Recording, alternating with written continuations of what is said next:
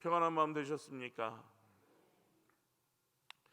어찌나 그렇게 비가 많이 오는지 하늘에 구멍이 뚫린 것은 아닌가라고 생각될 정도로 많은 비가 내렸습니다. 모쪼록 비 피해 없기를 바라며, 또한 하나님의 큰 은혜 가운데 지키심이 우리 가운데 있기를 주의 이름으로 축원합니다. 오늘 본문 3장의 말씀을 가만히 읽으면서 저는 이런 제목을 하나 세워봤습니다. 우리 삶의 기준은 예수 그리스도라는 제목입니다. 오늘 3장 1절에서부터 4장 31절까지에는 오순절 성령 강림 사건으로 말미암아 이제 막 태동되어진 예루살렘 초대 교회가 역동적으로 성장해 나아가게 된 성령의 역사의 대표적인 실례로서 베드로와 요한에 의한 성전 미문 안진뱅이 치유 이적과 또한 그와 관련하여 발생된 일련의 사건들을 기록하고 있습니다. 특별히 오늘 본문에 보면 그 계시 부분으로 베드로와 요한이 성전 미문 안진뱅이 치유 이적에 대한 부분을 자세히 기록하고 있습니다. 성전 미문의 안진뱅이 치유 이적 사건은 죄로 묶여 신음하고 있는 인간의 영혼이 예수를 믿게 되어질 때 그 순간 자유와 영생과 구원을 얻게 됨을 보여주는 상징적인 사건이다라고 말할 수 있습니다. 이 사건을 통해서 우리가 몇 가지 사실을 깨달을 수 있는데, 그 첫째는 성령으로 충만하게 된 사람들이 갖게 되는 놀라운 변화의 모습이다라고 말할 수 있을 것입니다. 오늘 본문에 보면 베드로와 요한이 성령이 충만해진 이후에 사랑과 능력의 사도가 된 사실을 우리에게 보여주고 있습니다. 그러나 우리가 알고 있다시피 베드로와 요한이 처음부터 그렇게 사랑과 능력의 사도였던 것은 아니었습니다. 그들은 본래 별다른 학식이나 재능이 없었을 뿐만 아니라 성격도 불과 같이 급했습니다. 또한 그들은 주께서 붙잡히실 때 도망하고 또 부인까지 하였던 자들이었습니다. 그러한 이들이 이제는 이처럼 사랑과 능력의 사도가 된 것입니다.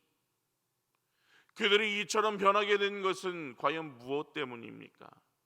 그것은 바로 성령 감림 사건을 체험한 까닭이었다는 거예요. 이 말씀을 통해서 우리가 깨닫게 되는 것은, 즉 누구든지 성령을 받고 또 충만하게 되어지면 베드로와 요한과 같이 사랑과 능력의 사람들이 될 수 있음을 우리에게 보여주는 것입니다. 또한 두 번째는 예수는 우리의 인생의 문제를 근원적으로 해결해 주실 수 있는 분이라는 사실입니다. 베드로는 안진뱅이를 치유하면서 은과 금은 내게 없거니와 내게 있는 것으로 내게 주노니 곧 나사렛 예수 그리스도의 이름으로 걸으라 라고 말하고 있습니다. 안진뱅이가 베드로와 요한에게 구한 것은 은과 금이었습니다. 그러나 그에게 진정으로 필요한 것은 은과 금이 아니라 걷는 것이었습니다. 그가 걷기만 한다면 더 이상 구걸하지 않아도 되고 은과 금을 얻을 수 있었을 것입니다. 실제로 은과 금은 인생이 짊어지고 있는 문제에 있어서 일시적인 도움밖에 되지 않는다는 거예요. 영원하지 않다는 거죠. 그러나 베드로가 예수의 이름으로 명했을 때 안진뱅이가 일어나 걸었듯이 예수는 우리 인생의 근원적인 문제를 해결해 주실 수 있다라는 사실입니다.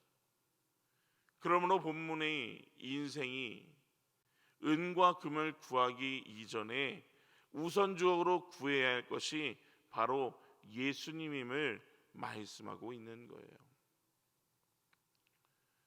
여러분, 구약의 솔로몬이 왕위에 오르게 됐습니다.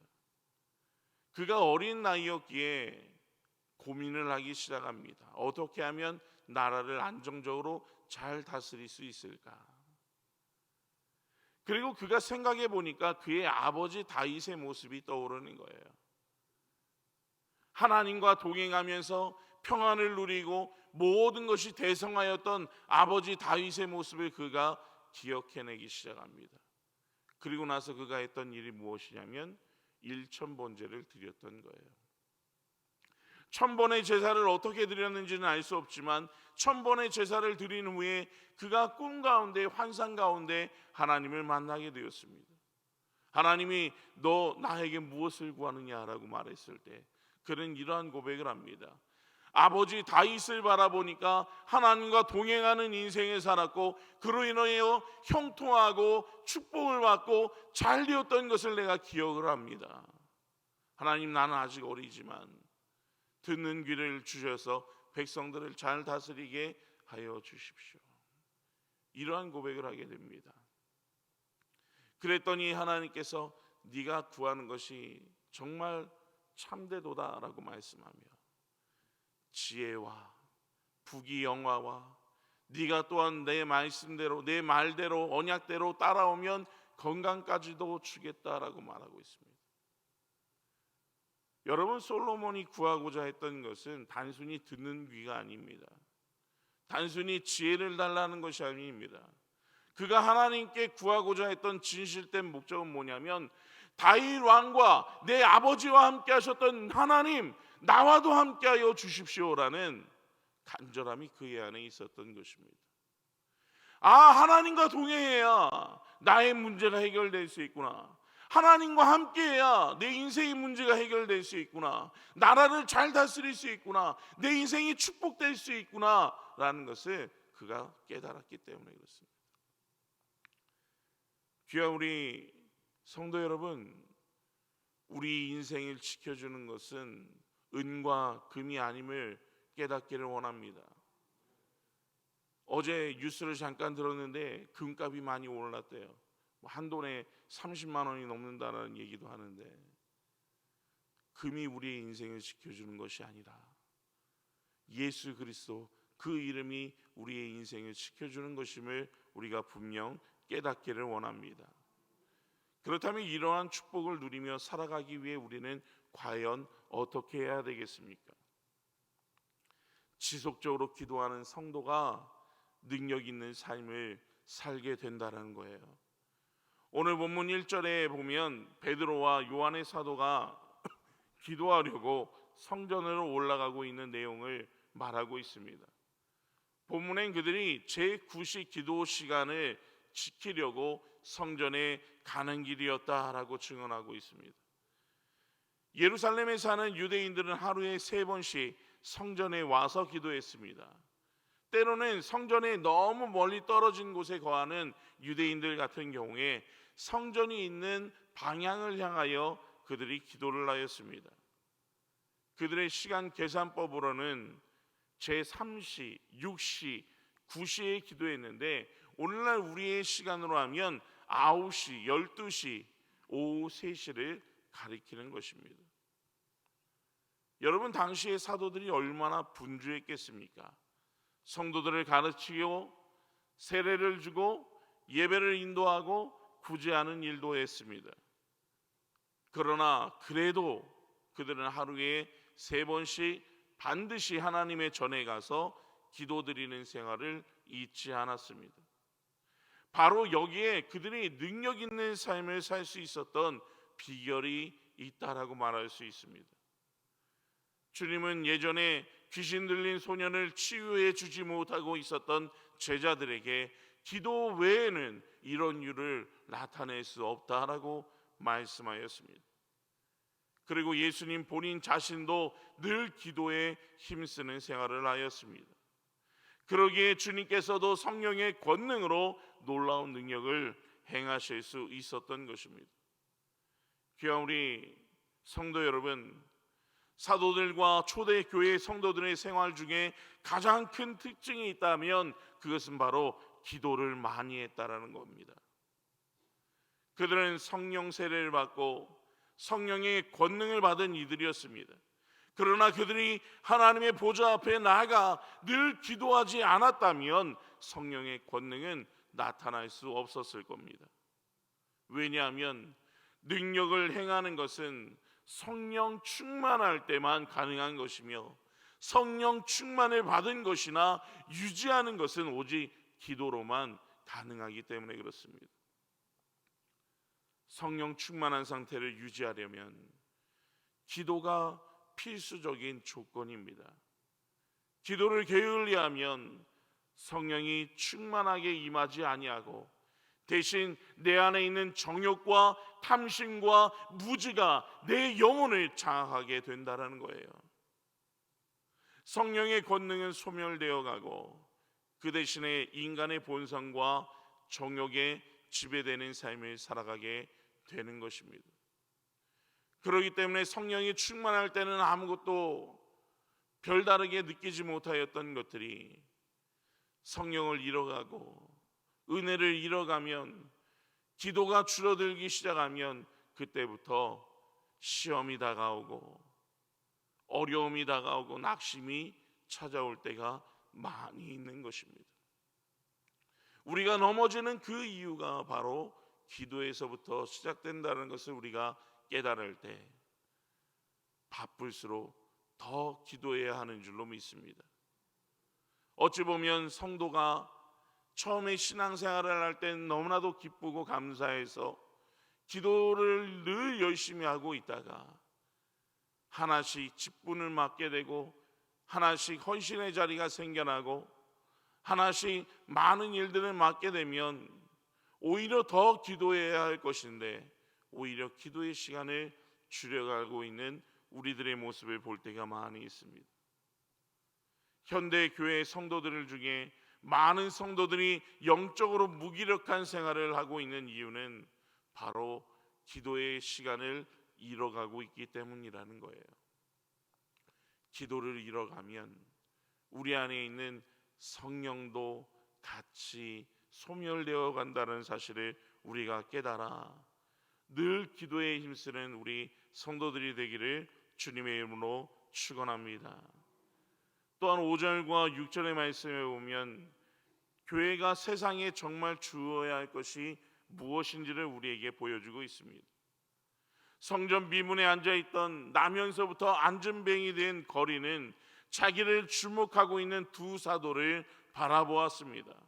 하루 이틀 이 자리에 앉아있는 앉은뱅이가 아닙니다.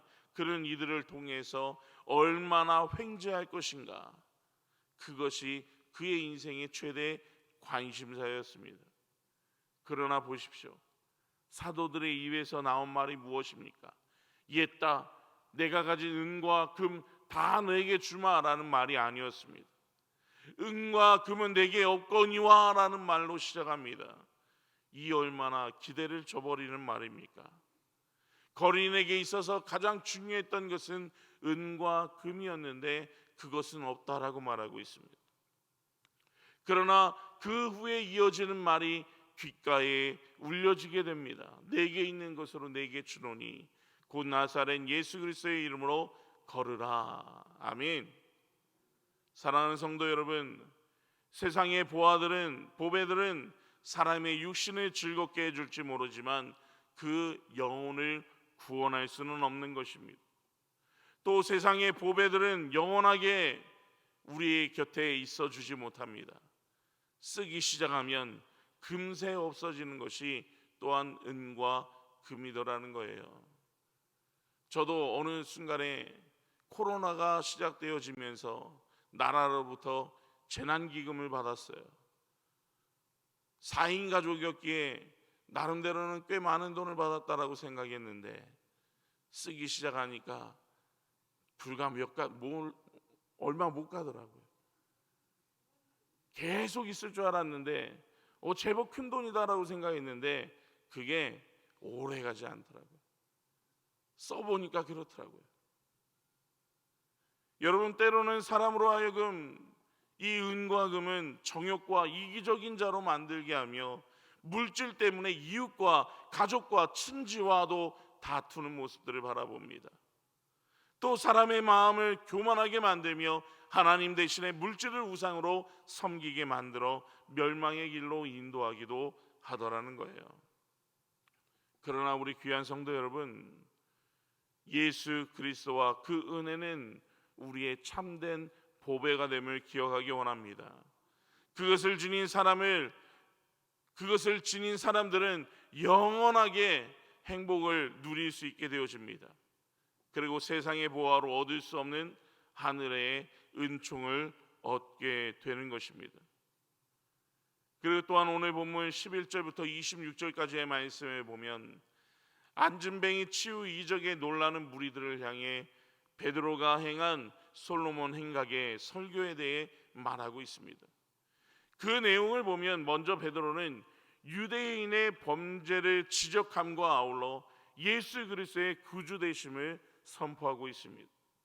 즉 베드로는 안진뱅이의 치유의 이적을 바라보며 놀라 솔로몬 행각에 모인 유대인들에게 이러한 치유의 능력은 베드로 자신의 능력이 아니라 유대인들이 죽였으나 하나님께서 다시 살리신 생명의 주가 되시는 예수 그리스도를 믿음으로 말미암아 된 일이라라고 말함으로써 그들이 무고하게 죽인 예수가 바로 우리의 구주 되심을 강조하고 있는 것입니다. 그리고 베드로는 계속해서 유대인들에게 회개를 요청하고 있습니다. 즉 유대인들이 영적 무지로 인하여 구주 예수를 알아보지 못하고 죽인 행위는 잘못된 것이지만 이 또한 하나님의 예언에 포함되어진 섭리의 결과임을 지적하면서 이제라도 그들의 잘못을 회개하고 예수를 구원의 주로 받아들여 하나님의 구원의 은혜를 받으라라고 촉구하고 있는 것입니다. 나아가 베드로는 예수님께서 구약의 언약의 성취자로서 우리의 그리스도 되심을 다시 한 번 더 강조합니다. 즉 유대인들이 무고하게 죽인 예수가 바로 아브라함을 통하여 약속된 언약의 자손이여 모세와 같은 선지자임을 강조함으로써 예수님이 메시아됨을 다시 한 번 더 강조하고 있는 거예요. 결과적으로 베드로는 이 솔로몬 행각의 설교를 통해 한마디로 전날 유대인들이 불의하게 처형시켰던 예수님의 그리스도 되심을 자신의 이적과 구약 예언으로 입증하며 예수를 십자가에 못 박아 죽인 당사자들인 유대인들에게 회개를 촉구하고 있다라는 거예요. 귀한 우리 성도 여러분, 오늘 본문에서 베드로와 요한 사도는 선천적으로 안진뱅이로 태어난 거린을 예수님의 이름으로 온전케 만드는 기적을 행하였습니다. 그러나 베드로 사도는 그 기적만을 강조하고 있지 않습니다.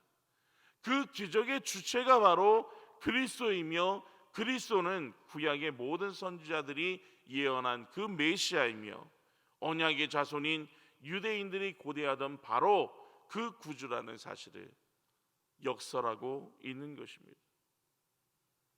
이는 그의 두 번째 설교로 첫 번째 등장하는 사도행전 2장 14절부터 34절까지의 말씀과 마찬가지로 예수님이 그 설교의 중심이었습니다.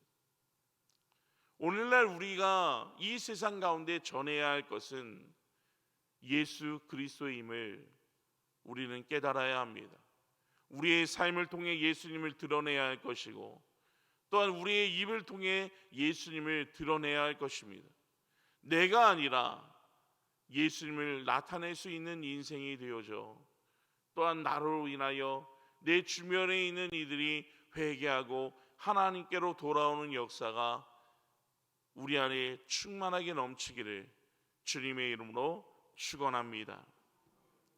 사랑이 많으신 하나님 아버지, 참으로 감사합니다. 하나님의 크신 은혜와 능력 가운데 오늘을 살아갑니다.